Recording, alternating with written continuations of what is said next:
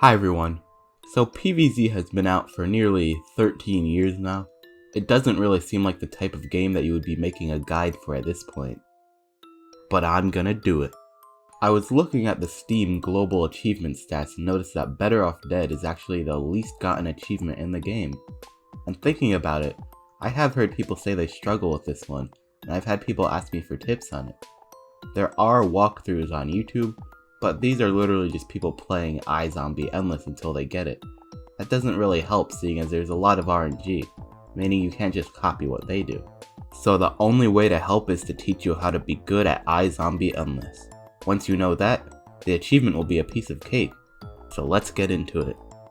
So, you see this? This is the sun. Now they tell you not to stare directly at it, but just this once, it's okay. For iZombie, sun is your best friend. If you don't have over 1000 sun by streak 2, you genuinely should just restart. Each sunflower gives you 200 sun if you eat it fully. Don't send a whole army of zombies just for one sunflower. Keep the costs of everything in mind. At the end of the day, iZombie is a resource management game. You only have so much sun, and it's precious. You should think about all your possibilities for clearing a lane, but how do you know what zombies work best? I'm gonna go over that later, but first, we better talk about these guys. Magnet Shroom, 3-peater, and Starfruit. These are what I call high priority targets. You might not pay attention to them, but they will pay attention to you, and it can ruin your run. Now here's what makes them so dangerous. Their range. For example, there's a 3-peater in this lane, right? So if I attack the lane next door, I'm automatically at a disadvantage. You need to either take these guys out right away, or make sure your zombies are out of their range. Starfruit is the worst offender here. He can be across the damn stage and still get you. But overall, Magnet Shroom is gonna be the most dangerous since he can hard counter most of your zombies. Generally, Conehead spam is what you have to do for him. You can also try a Bungee zombie, but make sure there's no umbrella leaves nearby. Also, don't sleep on Colonel Pult, Snow Pea, and Fume Shroom. They're stronger than you think, especially Colonel Pult. He can be quite frustrating.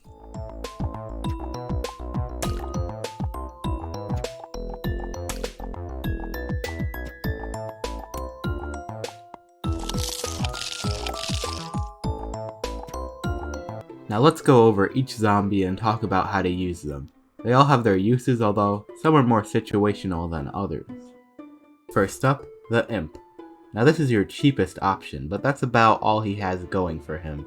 He's kind of a little bitch, only being able to survive 3 hits for most attacks. He can survive 1 spikeweed and that's about it. So he's really only useful for 2 things: activating instants and getting the brain from lanes with no defense. Now the Conehead, he might not seem like much, but he is definitely gonna be your most used zombie. He's cheap, has decent health, unaffected by Magnet Shroom. What else could you need? For lanes with low defense, 1 or 2 Coneheads is usually enough. When Magnet Shrooms are still in play, I recommend using Coneheads to get to them. That'll open up your options a lot. The Pole Vaulter is another good and cheap option. He doesn't have as much health as the Conehead, and you need to be careful that he doesn't jump over a sunflower, but his speed is pretty useful. If there's something like a Snow Pea, Walnut, or Colonel Pult, he's probably better than the Conehead. The Buckethead is not one I use super often. He can take a good bit of damage and is a little bit cheaper than 2 Coneheads. But a Conehead duo usually works better because he kinda gets shut down hard by any kind of slowing plants, and magnets of course. He works for lanes with medium defense that don't have stuff like Snow Peas. Bungee Zombie is kind of expensive for what he does. I would really only suggest him in cases where a priority target is in the back of a highly defended lane. Or if you're doing that one glitch, but for this video I'll show you how to win without cheating.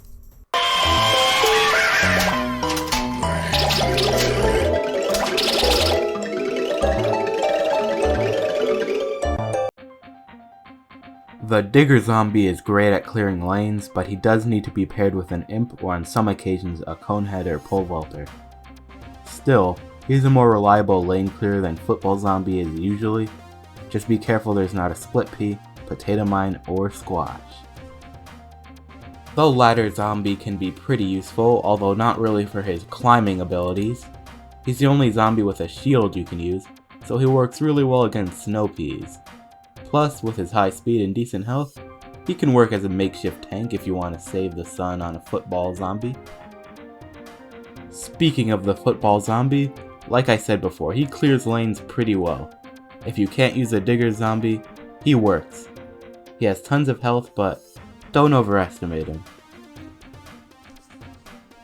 Finally, we have the dancing zombie. Now he costs like a billion sun and isn't even that good, so you might be unsure of why you'd ever need him. And to be honest, a lot of the time, you don't. But when he works, he really works. The scenario he excels in is something like this. Lots of instants, but not much else. It would be expensive to activate all of these plants, even using imps. But since the dancing zombie can summon unlimited backup dancers, he's capable of clearing up to 3 lanes at once. Just keep in mind that he is a bit stupid and can get killed by something as weak as a single pushroom or spikeweed, so help him out if you have to. So with all that being said, you should be able to do much better than before, but there's still one problem. See, most levels have a similar type of layout, something like this. However, there are several rare layouts that you could encounter. Some of them are pretty difficult, so let's go over them. The main two that would be problematic are the Starfruit and Spikeweed layout, as well as the Fume Shroom and Magnet Shroom layout. If you recall, I talked about how getting rid of the high priority targets is your first goal. That advice still applies here. For the Starfruit one, just try and take out all of the Starfruits first. You'll mostly be using Coneheads, Bucketheads, and Football Zombies for this, depending on how much damage they'll be taking in each lane. The rest of the level is pretty simple. As for the Fume Shroom and Magnet Shroom situation, this can be pretty difficult to do well. These two plants make 90% of your zombies useless, except for the Conehead zombie and I guess the Pole Vaulter. So there's nothing really you can do except spam Coneheads to the best of your ability. I would still try to clean up the Magnet Shrooms first. Your other zombie should be able to take care of the rest. There's not really a good way to handle this one without losing a bit of sun, so that's why you need to make sure you're saving it up as best as you can, so that you can afford to take a loss like that. But hey, if you're really lucky, you'll encounter the Scaredy Shroom layout. It has tons of sunflowers and just weak defenses, so you'll be set if that happens. Alright, that's pretty much everything I had to say. If you take anything away from this video, make sure you're saving up all your stun, and you're always going after those high priority targets. If you follow those rules, then you should be able to get the achievement in no time. But if you have any questions, feel free to ask, and let me know if I should do any other achievement guides. But for now, I've been Extra. Have a remarkable rest of your day.